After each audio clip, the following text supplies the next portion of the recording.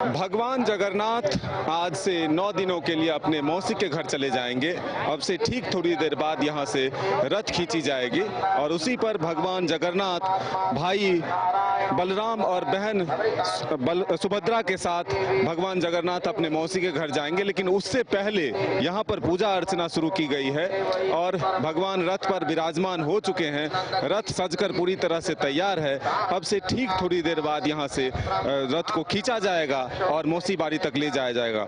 जो हमारे साथ यहाँ के स्थानीय लोग हैं, जो स्वयंसेवक के तौर पर काम कर रहे हैं, उनसे ही जानेंगे कि ये पूजा अर्चना जो हो रही है इसका क्या नाम है और किस विधि विधान के साथ यह पूजा किया जा रहा है। कौन सा पूजा ये हो रहा है? ये पूजा लक्ष्य अर्चना बोलते हैं। यह भगवान विष्णु के 1000 नामों से इसकी पूजा की जाती है और यह पूजा लगभग 1 घंटे तक चलती है। भगवान जब रथारूढ़ होते हैं तो रथारूढ़ होने के पश्चात ये पूजा होती है और यह पुष्प जो हम लोग अर्पित करते हैं यह जगन्नाथपुरी जाता है और जगन्नाथपुरी में जाकर करके समुद्र में प्रवाहित होता है। ये साल में 2 बार होता है।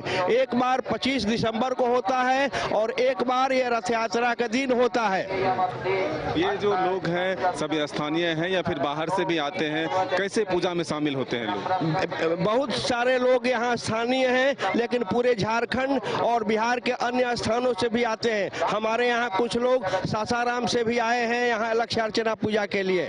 इसके लिए क्या पहले से कोई बुकिंग होती है या फिर कैसे इसमें सम्मिलित होते हैं? यहाँ कोई बुकिंग नहीं होती है। जो श्रद्धालु चाहे इस पूजा को कर सकते हैं। ये पूजा समय और स्थान इसका निश्चित है। 3 बजे से पूजा शुरू होती है और 3 बजे के बाद 4:30 बजे तक पूजा चलती है और लगभग रथ खींचा जाता है। रथ कितने बजे यहाँ से खींचा जाएगा? क्या पूरी तैयारी हो गई है? हाँ, रथ पर भगवान बैठने के पश्चात लक्ष्य अर्चना की पूजा होती है और 4:30 बजे के पश्चात जब पुष्प अर्पित कर दिया जाता है, सभी स्वयंसेवक सभी श्रद्धालु भक्तों का पुष्प जब अर्पित कर दिया जाता है भगवान के चरणों में रथ पर, तो इसके बाद रथ को यहाँ से खींचा जाता है और जितने भी श्रद्धालु हैं, श्रद्धालु स्वयं रथ को खींच कर करके उनके मौसी बाड़ी तक पहुँचाते हैं।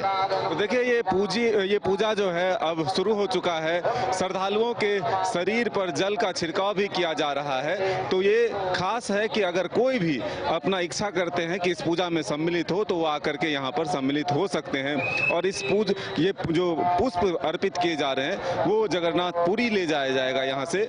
क्या कहना चाहेंगे? हाँ, हम ये कहना चाहें कि यहाँ जितना भी रथ मेला की व्यवस्था है उसमें दर्शन व्यवस्था संघ के RSS के स्वयंसेवक इस दर्शन व्यवस्था को करते हैं अंदर और बाहर, और सुरक्षा व्यवस्था में यहाँ सरना समिति के लोग और जितने भी स्वयंसेवी संगठन हैं वो इसको संभालते हैं। यह देखिए मेरा बैच, मैं राष्ट्रीय स्वयंसेवक संघ का स्वयंसेवक हूँ और हम लोग स्वतः अपने कर्मों से धर्मों से इस रथ व्यवस्था में हम लोग लगे रहते हैं। तो विभिन्न संगठनों के द्वारा स्वयं अपने मर्जी से यहाँ पर सेवा के लिए लोग पहुँचते हैं और ये तस्वीरें आपको पूरे मेला परिसर में देखने को मिलेगा। स्वयंसेवक के तौर पर लोग यहाँ पूजा अर्चना में सम्मिलित होते ही साथ लोगों को मदद करते हैं मंदिर में पहुंचने के लिए, दर्शन करने के लिए।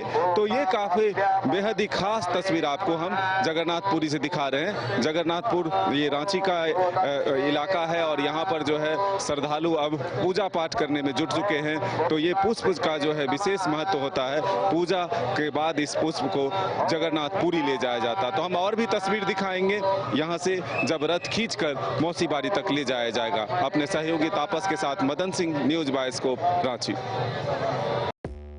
5 राज्य, 61 शहर, 150 प्रोजेक्ट और एक वास्तु विहार। नई सोच, नया घर। बनाए रखिए अपना प्यार, सेवा में है वास्तु विहार।